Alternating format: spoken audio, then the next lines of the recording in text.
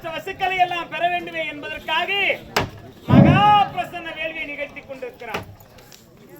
முன்பொரு காலத்திலே தசரத சக்கரவர்த்தி தனக்கு குழந்தை இல்லையே, மகப்பேறு இல்லையே என்பதற்காக புத்திர காமோஷ்டி யாகத்தை செய்தார்.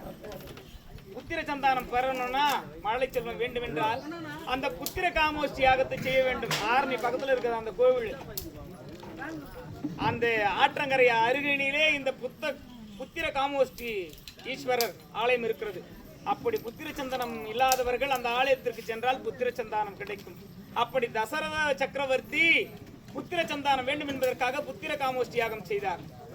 அது மட்டும் கிடையாது, பாண்டு மகாராஜன் சொர்க்கத்தை அடைய வேண்டும் என்பதற்காக தர்மர் ராஜசூய யாகத்தை செய்தார். அதை போலவே இழந்த பொருட்களை எல்லாம் மீண்டும் பெற வேண்டும் என்பதற்காக இதோ இந்த வேள்விக்கு பெயர் மகா பிரசன்ன வேள்வி. பிரசன்ன வேள்வினா மீண்டும் பிரசன்னமாவது, உற்பனமாவது அப்படி என்று பொருள். அப்படி மகா பிரசன்ன வேள்வியை நிகழ்த்திக் கொண்டிருக்கிறார்கள். அதற்கு முன்பாக இதோ சிவபெருமான் இயல்பு நிலைக்கு திரும்ப வேண்டுமேயானால், சிவபெருமானை இயல்பு நிலைக்கு திரும்ப பார்க்கடலிலே இருக்கக்கூடிய நீரையும் பாரிஜாத மலரையும் கொண்டு வந்து 48 நாள் மண்டல அபிஷேகம் செய்ய வேண்டும்.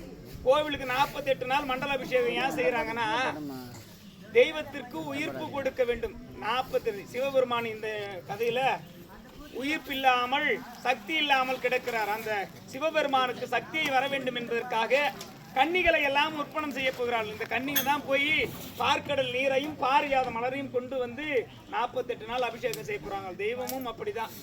இந்த கதையின் மூலமாக சிவபெருமானுக்கு எப்படி 48 தினங்கள் ஒரு மண்டலம் என்று சொல்லக்கூடிய 48 நாள் இந்த கன்னிமார்கள் எல்லாம் பாரிஜாத மலரையும் பார்க்கடல் நீரையும் கொண்டு வந்து அபிஷேகம் செய்து சிவபெருமானுக்கு புத்துயிர் செய்தார்களோ, அதே போல நாம் ஒரு ஆலயத்தை எழுப்பி அஷ்டபந்தன மகா கும்பாபிஷேகம் செய்து இந்த 48 நாள் நாம் பூஜித்து அஷ்ட ஆராதனைகள் அபிஷேகங்கள்லாம் செய்யும் போது தெய்வத்திற்கும் உயிர் கிடைக்கும். அதனாலதான் நாம இந்த மண்டலாபிஷேகத்தையும் செய்து கொண்டிருக்கிறோம். 48 நாள் விடாம நாம செய்யணும், இதுலயும் கலந்துக்கணும். அப்பதான் தெய்வத்திற்கும் சக்தி கிடைக்கும்.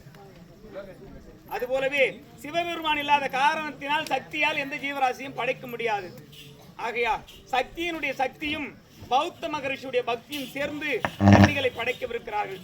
இந்த கன்னிகளை கண்ணார கண்டால் நம்ம குடும்பத்திலும் பல விஷயங்கள் உற்பனமாகும். நல்ல விஷயம், திருமணம் கைகூடுவது, மனை வாங்குவது அல்லது வேலை கிடைக்கிறது, ஏதாகிலும் புது புது விஷயங்கள் உற்பனமாகும். இந்த 7 கன்னிகளையும் கண்ணார கண்டு உங்கள் விஷயத்திலும் புது புது நல்ல விஷயங்கள் நடப்பதற்கு நம்மிடத்தில் வேண்டி கேட்டுக்கொள்கிறோம். எல்லாரும் கண்ணார இந்த 7 கன்னிகளையும் கண்ணார காணுமாறு பணியொன்று பக்கத்தில் இருந்தால் கூட தூங்கி இருக்கிறவங்க தான் எழுப்பி விடுங்க. முதலாக தேவேந்திரன் அஷ்ட வசுகளை பெற வேண்டும் என்பதற்காக அந்த தேவேந்திரனுடைய அம்சத்திலே முதலாக ஒரு கன்னியை படைக்க வைக்கிறோம்.